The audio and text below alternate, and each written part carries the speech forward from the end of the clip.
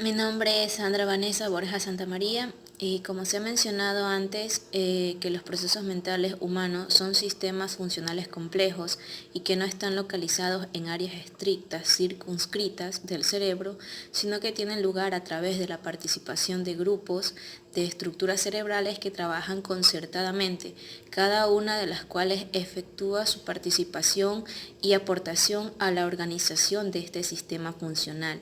De acuerdo con esto, la primera tarea esencial debe ser descubrir las unidades funcionales básicas que componen el cerebro humano y el papel ejecutado por cada una de las formas complejas de la actividad mental. El sistema reticular descendente. Otro importante descubrimiento de estos últimos años ha sido que muchas neuronas del hipocampo y del núcleo caudado, que no tienen funciones modales específicas, son de hecho responsables de esta función comparativa de estímulos, que reaccionando con la aparición de estímulos nuevos y bloqueando su actividad con el desarrollo de la habituación a estímulos repetidos. La activación e inhibición, o en otras palabras, la función moduladora de las neuronas del hipocampo y del núcleo caudado, como ha mostrado un trabajo reciente, una fuente vital de regulación de los estados tónicos del córtex reciente cerebral que se asocian con más formas complejas del reflejo orientador, pero en esta ocasión no son de carácter instintivo, sino de carácter vital más complejo, propio de un reflejo condicionado. La importancia de la alteración funcional formal de estas regiones del cerebro en la producción de cambios en el curso de los procesos mentales humanos. Queda ahora por examinar un brevísimo bosquejo de la tercera y quizás la más interesante de la fuente de activación en la unidad funcional del cerebro que acabo de describir, que juega la parte más íntima, aunque no es la única estructura del cerebro en el que interviene su organización. Los procesos metabólicos o un flujo directo de la información que evoquen un reflejo orientador no son las únicas fuentes de actividad humana. Una gran parte de la actividad humana se evoca por intenciones y planes, por proyectos y programas que se forman durante la vida consciente del hombre, que son sociales en su motivación y que se efectúan en una íntima participación, inicialmente externa y más adelante interna del lenguaje. Cada intención formulada en el lenguaje define una cierta meta y evoca un programa de acción conducente a la consecución de esta meta. Cada vez que la meta es alcanzada, la actividad se detiene, pero cada vez que no es alcanzada, conduce a una mayor movilización de los esfuerzos. Sería erróneo, sin embargo, considerar la aparición de estas intenciones y la formulación de estas metas como un acto puramente intelectual. El cumplimiento de un plan o la consecución de un fin requiere una cierta cantidad de energía y solo son posibles si se mantiene un cierto nivel de actividad, las fuentes de esta actividad que son de máxima importancia. Dado que conciernen a la comprensión de la conducta humana, fueron desconocidos durante mucho tiempo y solo recientemente se ha efectuado un importante progreso hacia la eludición de este problema. Las observaciones a las que me refiero han conducido a desechar la antigua hipótesis de que la fuente de esta actividad debe ser buscada enteramente a nivel cortical.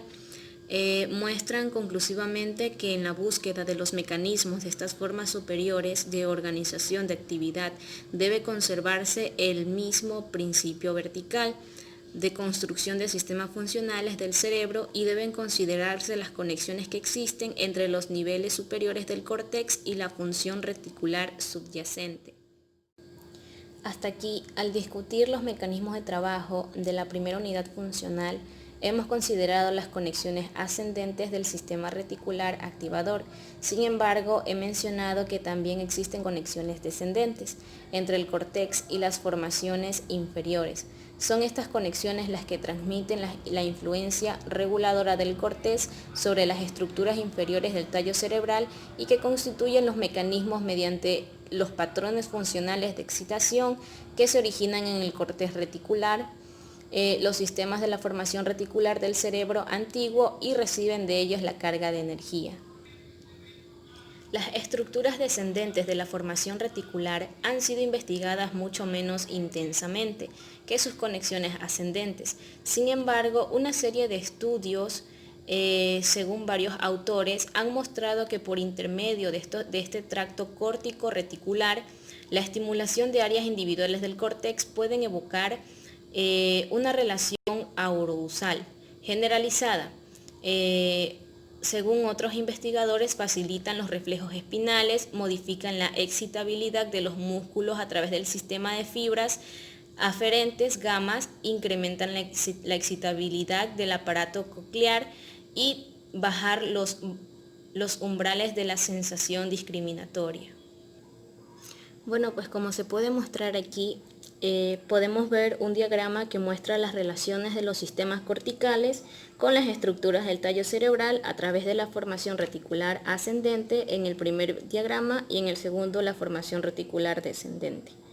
por los tractos.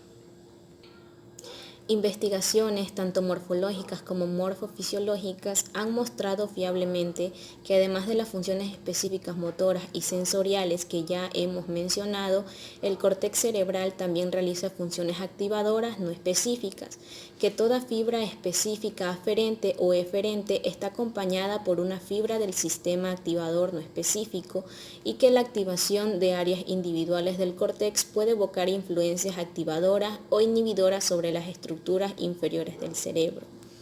También se ha demostrado que las fibras descendentes del sistema reticular activador y también del inhibidor tienen una organización cortical bien diferenciada, mientras los más específicos hacen de estas fibras que suban o bajen el tono de los sistemas sensoriales o motor, aparecen en las zonas corticales primarias y hasta cierto punto en las secundarias. Las influencias activadoras más generales sobre la formación reticular del tallo cerebral se originan primordialmente en la región del córtex. Según varios investigadores, estas fibras descendentes que van del córtex prefrontal, frontal medio y orbital hasta los núcleos del tálamo y el tronco cerebral forman un sistema mediante el cual los niveles superiores del córtex participan directamente en la formación de intenciones y proyectos. Reclutan los sistemas inferiores de la formación del tálamo y del tronco cerebral, modulando así su trabajo y haciendo posibles las más complejas formas de actividad conscientes. Las zonas mediales de los hemisferios cerebrales pertenecen, en cuanto a su origen y estructura, principalmente al paleocórtex, archicórtex y córtex intermedio, y mantienen una conexión particularmente estrecha con las formaciones reticulares del tallo cerebral. Los primeros autores agruparon todas estas estructuras bajo el nombre común de rinencéfalo, que la investigación posterior no ha sostenido, pero autores posteriores, teniendo presente su estrecha conexión con las estructuras de las partes superiores del tallo cerebral y del hipotálamo y con las funciones viscerales, han preferido describirlas como un cerebro visceral. Sin embargo, ninguno de estos apelativos es totalmente acertado, ya que la función más notable de estas estructuras comprende procesos de conciencia y memoria. Las primeras investigaciones, comenzando con las observaciones de Kluber y terminando con las más recientes observaciones de Hall y muchos otros, han mostrado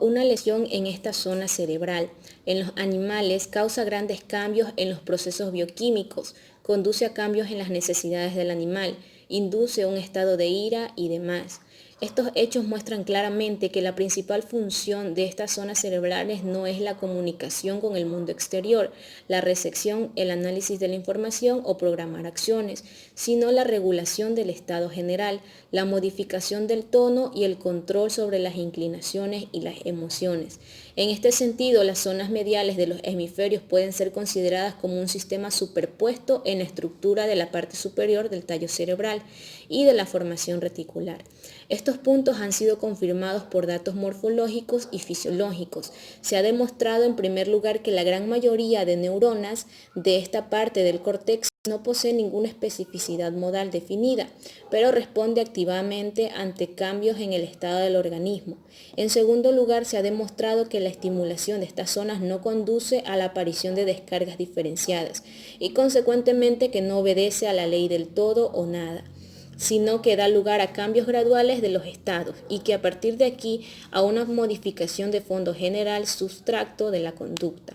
Esta descripción de las propiedades de las zonas mediales del córtex ayudará a explicar el tipo de alteraciones de conducta que aparece como resultado de una lesión patológica en ellas, pues este tipo difiere acusadamente de la alteración de los procesos mentales que resulta de las lesiones locales en las zonas del córtex.